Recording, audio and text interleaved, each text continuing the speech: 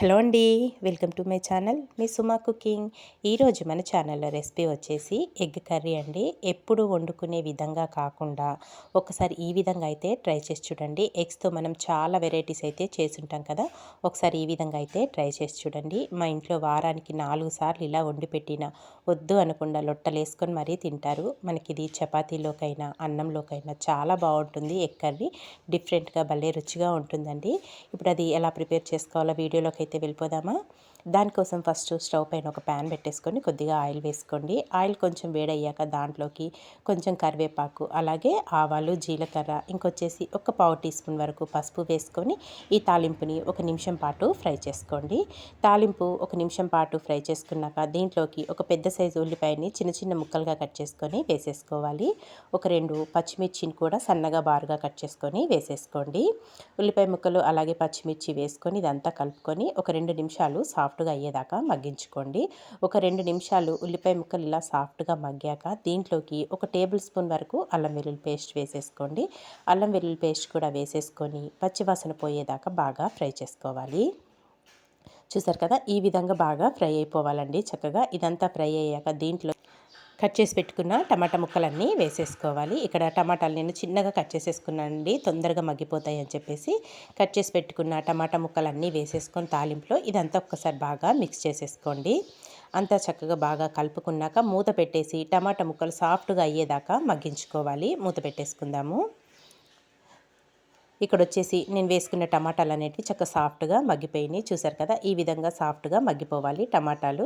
ఇలా మగ్గాక మళ్ళీ ఇదంతా ఒక్కసారి కలుపుకుందామండి. ఇదంతా కలుపుకొని ఇంక ఇప్పుడు వచ్చేసి దీంట్లోకి ఒక పావు టీ స్పూన్ వరకు జీలకర్ర పొడి వేసుకోండి. టేస్ట్ అనేది చాలా బాగుంటుంది జీలకర్ర పొడి వేసుకోవడం వల్ల. జీలకర్ర పొడి అలాగే ఒక హాఫ్ టీ స్పూన్ వరకు గరం మసాలా వేసుకోండి. ఇందులోనే ఇంక ఇప్పుడు రుచికి సరిపడినంత సాల్ట్ కూడా వేసేసుకోవాలి. ఒక టేబుల్ స్పూన్ వరకు కారం వేసుకోండి. కారం అనేది మీరు తినేదాన్ని బట్టి వేసుకోండి. ఇక్కడ నేను వచ్చేసి ఒక టేబుల్ స్పూన్ వరకు కారం కూడా వేసేసుకొని మళ్ళీ ఇదంతా ఒక్కసారి బాగా మిక్స్ చేసేసుకుందాము. మనం వేసుకున్న ఉప్పు, కారం, మసాలాలు అంతా చక్కగా టమాటా ముక్కలకు పట్టే విధంగా బాగా మిక్స్ చేసేసుకొని చిన్న మంట మీద మరొక 2 నిమిషాలు మగ్గించుకోండి. మనం ఉప్పు, కారం వేసుకున్నాం కదా, అవి కూడా చక్కగా మగ్గిపోతాయి మనకి. ఒక 2 నిమిషాలు మూత పెట్టుకొని మగ్గించేసుకుందాము. ఒక 2 నిమిషాల తర్వాత అయితే మీకు చూపిస్తున్నాను. ఇక్కడ టమాటా ముక్కలు కూడా ఇంకాస్త సాఫ్ట్గా మగ్గిపోయినాయి కదా.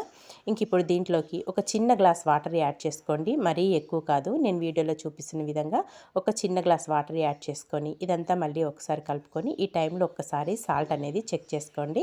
సరిపోకపోతే ఇంక ఇప్పుడు సాల్ట్ అనేది వేసుకోవచ్చు. ఇలా కలుపుకొని మరొక 2 నిమిషాలు మగ్గించేసుకుందాము. వాటర్ మొత్తం దగ్గరగా వచ్చేయాలండి. టమాటా ముక్కలు మరీ మనకి ఇంకా చక్కగా సాఫ్ట్గా మగ్గిపోతాయి అన్నమాట. చూసారు కదా, మనం వేసుకున్న వాటర్ మొత్తం చక్కగా ఇంకిపోయినాయి. చక్కగా టమాటా ముక్కలు కూడా సాఫ్ట్గా అయిపోయినాయండి. ఇంకా ఇదంతా ఒక్కసారి ఇలా బాగా మిక్స్ చేసేసుకున్నాక ఇక్కడ వచ్చేసి నేను హాఫ్ కేజీ టమాటాలకి 4 ఎగ్స్ అయితే తీసుకుంటున్నాను. గుడ్లను పగలగొట్టేసుకున్నాం కదా, వీటిని ఒక్కొక్కటిగా చక్కగా టమాటా కూరలో వేసేసుకోవాలి. సాఫ్ట్గా మగ్గిపోయిన ఈ టమాటా కూరలో 1 బై 1 ఎగ్ని పగలగొట్టుకొని వేసేసుకోవాలండి. ఇలా వేసేసుకొని వెంటనే కదపకుండా మూత పెట్టేసుకొని కుక్ చేసుకోవాలి. ఇలా 4 ఎగ్స్ వేసేసుకున్నాక సన్నగా కట్ చేసుకున్న కొత్తిమీరని వేసేసుకోండి పైనుంచి. టేస్ట్ మట్టుకు చాలా బాగుంటుందండి. అన్నంలో కలుపుకొనైనా తినొచ్చు, లేదంటే చపాతీ, లేకపోతే రసం పెట్టుకుంటాం కదా, టమాటా రసం, మిరియాల రసం, అలాంటప్పుడు సైడ్ డిష్గా చాలా బాగుంటుంది మనకి కర్రీ మట్టుకు. మూత పెట్టేసి చిన్న మంట మీద ఒక 3 నుంచి 4 నిమిషాలైనా మగ్గించుకోవాలి. చూసారు కదా, మనం వేసుకున్న ఎగ్ అనేది చక్కగా ఉడికిపోయింది.